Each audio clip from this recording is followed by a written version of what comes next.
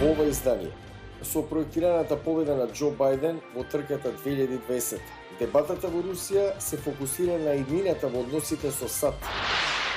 Невролозите предупредуваат дека COVID-19 симптомите вклучуваат широк спектар на невролошки манифестации.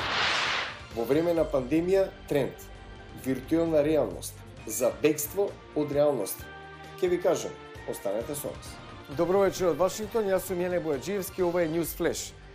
Изминатите 4 години американско-руските односи беа на релативно ниско ниво, најмногу поради обвинувањата за руско мешање во претседателските избори 2016.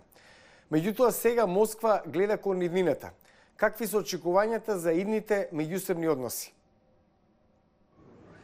Последниве 2 децении рускиот претседател Владимир Путин видел како доаѓаат и заминуваат американски претседатели.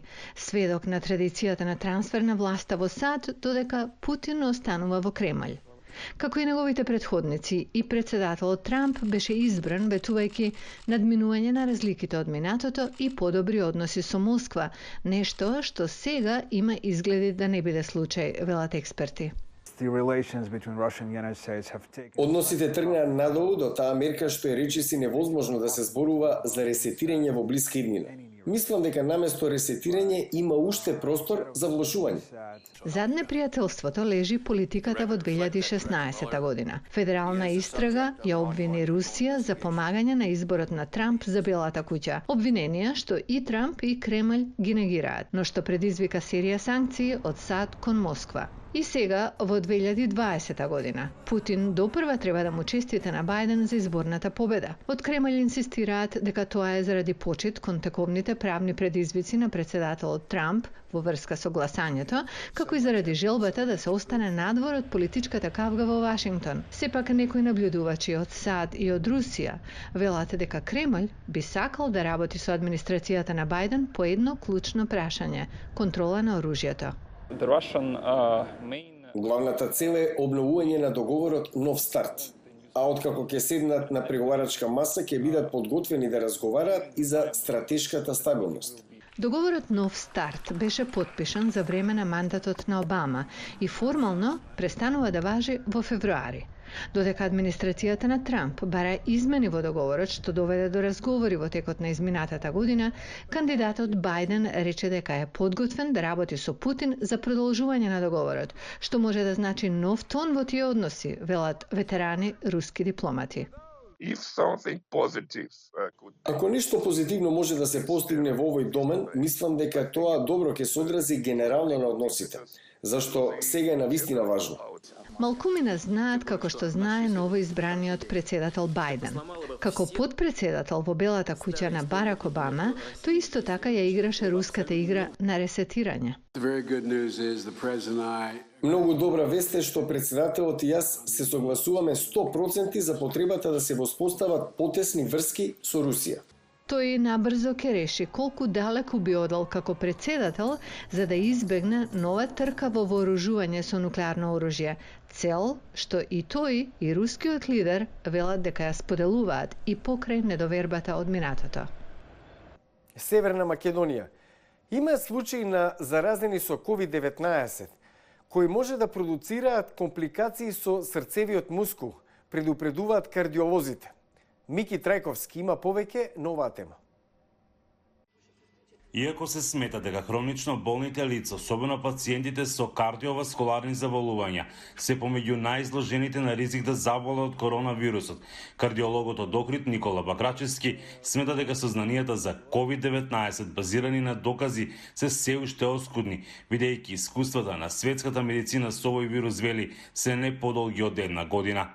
Секако дека ние како без разлика што сме кардиолози, што претежно се занимаваме со кардиоваскуларна патологија, ние сме обврзани да ги пратиме најновите сознанија кои пристигаат од светски релевантни институции за примена на одредени алгоритми и протоколи во лекувањето и во дијагностиката и во лекувањето на COVID-19 пациентите.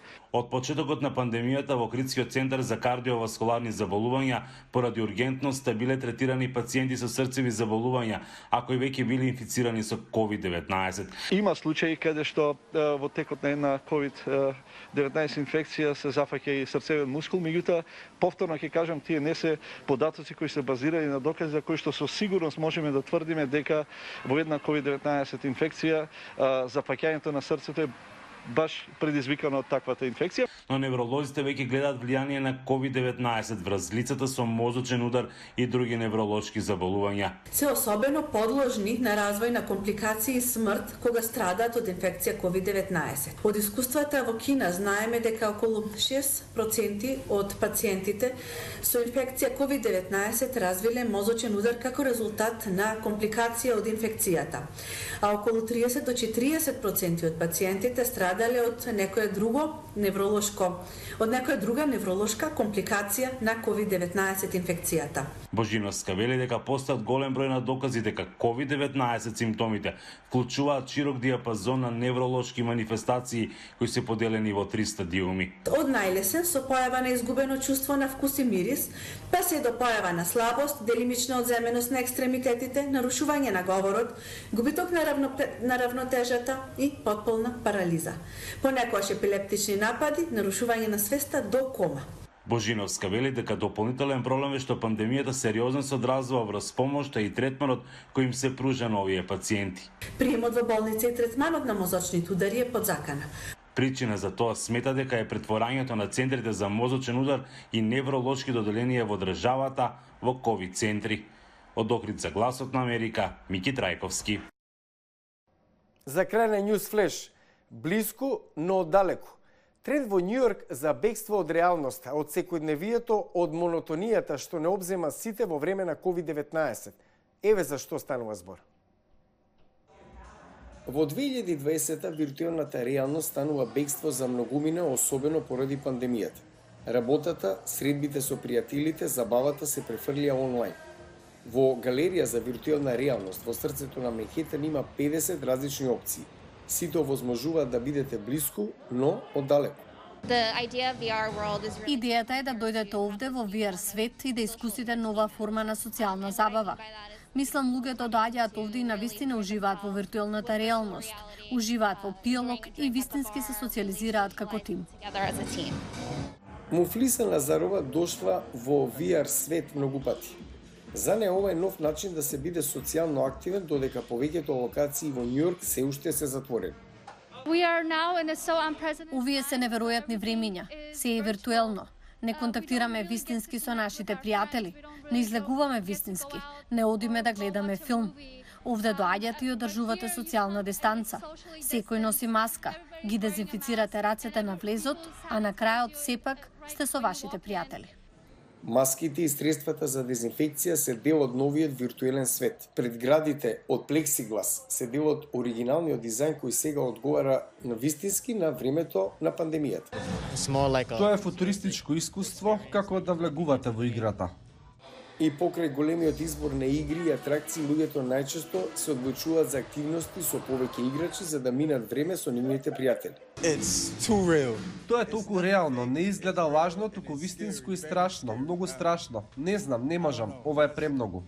И уметноста во овој виртуелен свет може да изгледа вистинска благодарение на 3D анимација и светлосни инсталации. Тоа е дефинитивно начин да се избега од реалноста, а може да изградите и собствен систем. Може да насликате се што сакате, да напишете пораки и можете целосно да се впуштите во вашето уметничко дело.